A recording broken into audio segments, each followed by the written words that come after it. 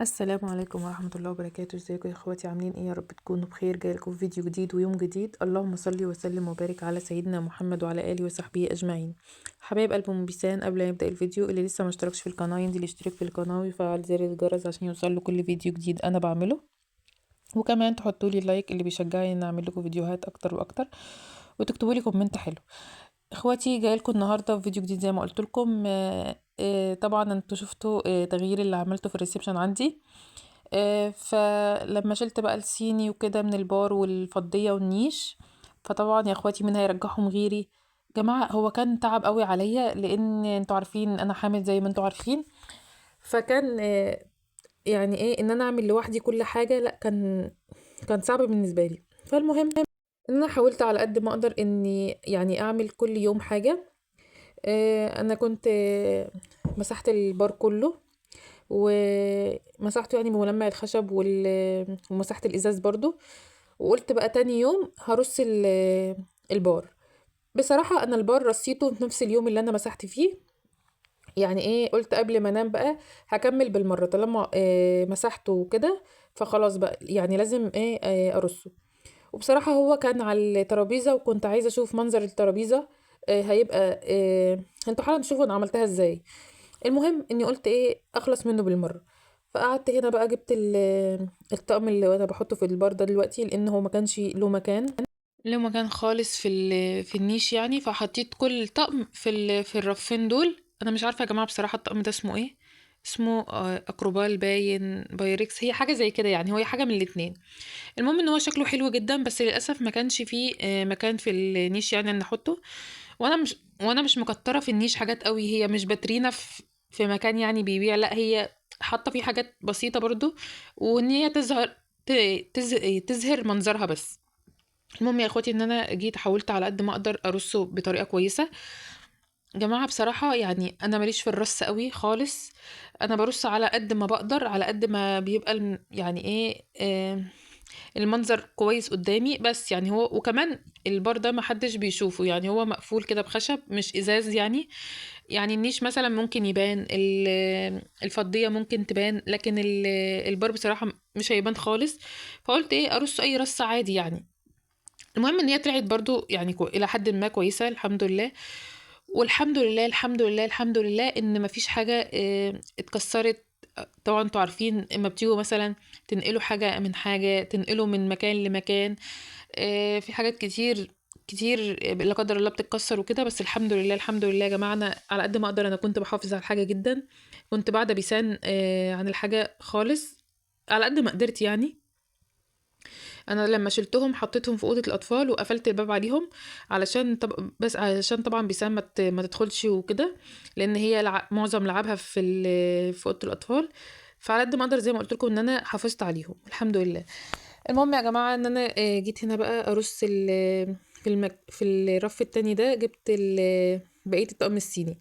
طبعا الطقم الصيني يستحيل كان هيتحط كله في النيش يعني. بصوا يا جماعه انا حطيت الطقم الاسمر ده كمان، ملوش مكان برضو في النيش، فحطيته برضو في ضرفه لوحده. والطقم ده زي ما انتم شايفين اهو. جماعه والله الرص طلع كويس الحمد لله. وقولوا لي برضو ايه رايكم في الرص في الكومنتات. وده بقيه الصيني زي ما قلت لكم اهوت. وهنكمل بقيته في النيش. هنا بقى كنا حاطين الترابيزه بالطول كده زي ما انتم شايفين. ده بقى كان تاني يوم يا جماعه، زي ما قلت لكم ان انا ما قدرتش اكمل خلاص رص اكتر من كده في اليوم اللي فات ده. فكملت تاني يوم بقى. اول حاجه عملتها ان شلنا الترابيزه تاني. محمد جه بصراحه يا جماعه محمد ساعدني كتير قوي في اليوم ده، ان هو بقى يشيل لي اي حاجه تقيله. طبعا انا ما كنتش اقدر اشيل اي حاجه تقيله خالص، فمحمد ساعدني كتير قوي في اليوم ده. المهم ان هو كان هنا جه بقى شال لي الترابيزه تاني، حطها تحت الشاشه علشان اقدر ارص النيش. وبصراحه يا جماعه منظرها كده يعني، منظرها وهي بالطول كده ما كانش برضه عاجبني قوي. اللي هو كان داخل دماغي في الاول لما اتحطت وشفتها، لا ما حبيتوش يعني قوي. وحسيت ان هو برضو نفس المشكله اللي كانت بره، ان هو كل المكان كله وكل منظر البار كله، لا ما حبيتهاش. المهم فقلت له تعالى شيل الترابيزه وحطها لي تحت الشاشه تاني علشان اقدر ارص، وكمان علشان ارص عليها الحاجه قبل ما احطها في النيش. فجبت بقى ملمع الازاز وملمع الخشب ولمعت يا جماعة النيش كله. طالما هعمل حاجة يعني او في تنظيف في البيت وكده، فهنضف من بره ومن جوه يعني بصراحة. فانا بقى كنت بلمع الازاز ولمعته زي ما قلت لكم من بره ومن جوه، ولمعت النيش كله، ملمع الخشب وملمع الازاز. وجيت هنا بقى محمد طبعا جاب لي الحاجه اللي كنت عايناها في اوضه الاطفال، اللي هي الصيني والحاجات. بصوا يا جماعه، زي ما قلت لكم ان انا كنت لما كل رف في طبق لوحده علشان ما تلخبطش، وعلشان برضه تبقى الحاجه ظاهره قدامي، ما يبقاش في حاجات مخفيه عني. المهم اني طلعت كل الطقم الصيني، بقيت الطقم الصيني طبعا ده جزء منه، أنا الجزء التاني عينته في البار. طلعته كله على السفرة قدامي علشان برضه ابقى شايفاه واشوف هرص ايه مكان ايه وكده. وزي ما قلت لكم برضه الفيديو اللي فات ان انا ما صورتش منظر النيش قبل ما اشيله. فطبعا رصيت بدماغي، يعني اي حاجة بقيت الاقيها احطها كمنظرها عجبني. يعني ايه المنظر مش مستفز وكويس ومريح للعين وكده، فبقيت بعمل كده. جماعة اي حد عايز يرص النيش بتاعه يطلبني بس وملوش دعوة. يعني انا بقيت رصيصة قد الدنيا.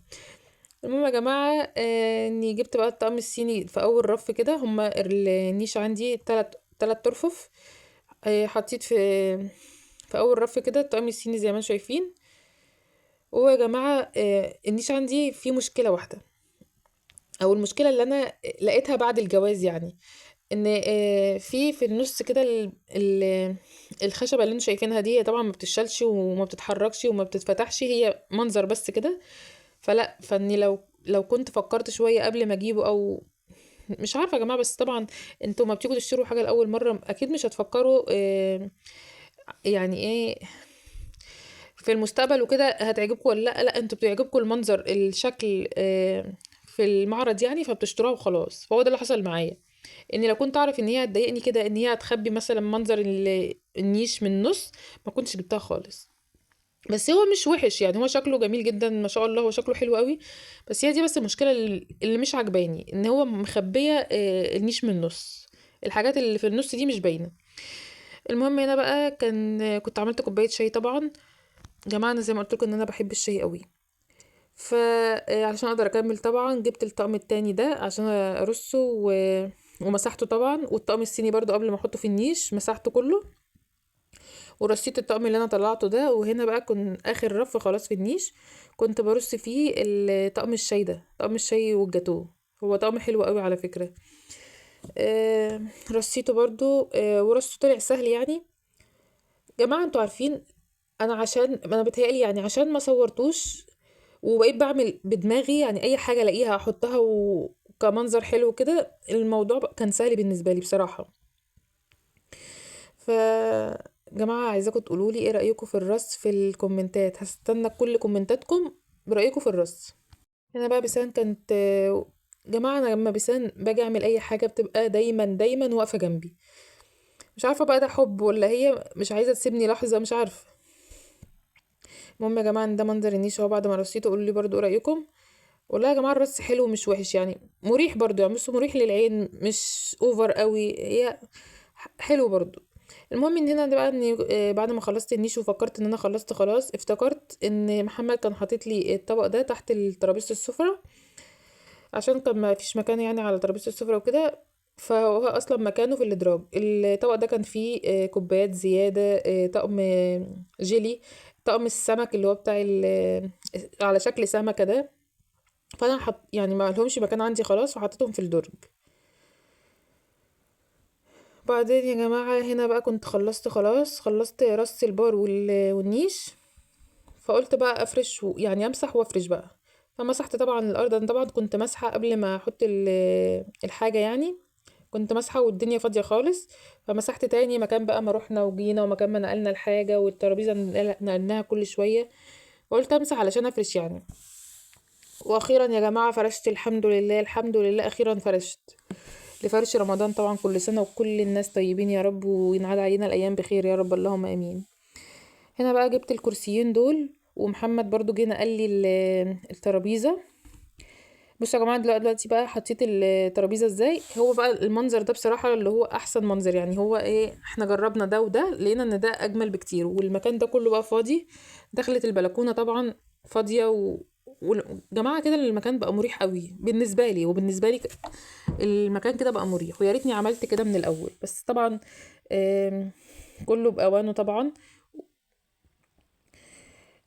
هنا بقى الكرسيين دول مرضتش احطهم في عند ترابيزه السفره يعني، فحطيتهم تحت الشاشه كده علشان برضو المكان ما يبقاش فاضي قوي. والحافظه دي طبعا كانت عندي، فقلت ايه احطها مؤقت يعني لغايه ما ابقى ان شاء الله اجيب حاجه لايقه مع اللهم صل وسلم وبارك على سيدنا محمد مع الصالون.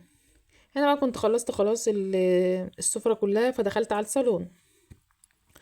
طبعا يا جماعه انا قبل ما اشيل الحاجه من الفضيه، هي الحاجه الوحيده اللي صورتها، فكنت حاطه التليفون قدامي وبشوف انا كنت يعني كان مرصوص ازاي، لان بصراحه الرصه بتاع الفضيه كانت عجباني قوي، فقلت مش هغير فيها حاجه، وبعدين مش هقدر كمان اغير فيها حاجه، لان الفضيه عندي انا حاطه فيه جميع الكاسات اللي عندي، يعني انا مش حاطه في النيش كاسات خالص. فبما ان هي فيها كاسات، فهي كانت مرصوصه بطريقه كويسه يعني، مكنتش اقدر ارصها بنفس الطريقه دي بصراحه. ف حطيت بقى الطقم الاسمر ده كده، والطقم الاسمر ده حلو قوي، حلو قوي قوي قوي، انا بحبه جدا، من اكتر الكاسات اللي عندي اللي بحبها بصراحه، وانا بحب الحاجه السمراء قوي. هنا بقى كنت رصيت خلاص، وكان الطبق يعني اللي كنت بلاقيه الرف بتاعه كنت برصه على طول، حتى انا سايبه رف فوق اهو ما كنتش رصيته، لان الطبق بتاعه محمد ما كانش لسه جابهولي. هنا بقى حطيت طقم كاسات كمان بالقارورة بتاعته برضو، طقم جيلي، الطقم ده كان طقم جيلي، والصينية اللي عليها الإبريق دي كان ديكور يعني، بس هي حلوة قوي برضو، وكانت على أيام ما جيت أتجوز كانت طالعة ترند وكده. المهم بقى يا جماعة بصوا رص الفضية، ما شاء الله ما شاء الله حلوة قوي. هنا بقى يا جماعة كنت خلاص خلصت وكنست، عايزة أقول لكم إن دي المرة ال20 أو ال30 اللي بكنس فيها. وبصوا يا جماعة الأرض كلها بسلة طبعا من بسان، اللي انتبعني في اللايفات عارف موضوع البسلة ده، لان احنا كنا بنفرط البسلة في اللايف. هنا بقى كنت خلصت كنس، فقعدت ارتاح شويه بصراحه لاني تعبت جدا. جماعه انا حاسه ان حركتي تقلت قوي، وان انا ما بقتش بالباور اللي كنت فيه زمان، ايام ما كنت بعمل روتينات معاكم في الفيديوهات زمان. مش عارفه، بس حاسه ان لا، مش انا اللي يعني ايه، انا كل ما اعمل حاجه لازم اقعد شويه ارتاح، لا كل ما اعمل حاجه لازم اقعد شويه ارتاح، فالموضوع بقى صعب قوي. المهم بقى ان انا جيت شلت كل الكراسي بتاع السفره ومسحت من تحتها، ورجعتهم طبعا تاني، وجيت هنا بقى علشان احط الصور الديكورات اللي كانت محطوطه، الى ان نيجي نرص رص رمضان باذن الله وزينه رمضان كده، ونزين الدنيا ان شاء الله. يعني انا حطيتهم مؤقت يا جماعه، طبعا في رمضان انا بشيلهم وبحط حاجه زينه رمضان يعني. هنا بقى كنت جماعة في حتة في الفيديو ما جاتش مش عارفة ليه. المهم اني كنت بقى جيت مسحت الارض كمان كلها بقى علشان ايه اجيب السجاد يعني وافرشه. طبعا انا ما فرشتش السجاد زي ما قلت لكم، انا فراش طلعت الحافظه اللي كنت عينها تحت السرير وفرشتها، لان السجاد عندي مش نظيف خالص وعايز يتغسل، فانا ايه هغسله باذن الله، وعينه بقى افرشه في العيد باذن الله. والحافظه طلعت حلوه قوي برضو معاه، اي نعم الحافظه خفيفه شويه عن السجاد، بس يمشي حالها يعني. هنا بقى محمد جه جاب لي الترابيزه وحطيت عليها برضو الديكورات اللي كانت محطوطه، ورجعت الاباجورات مكانها.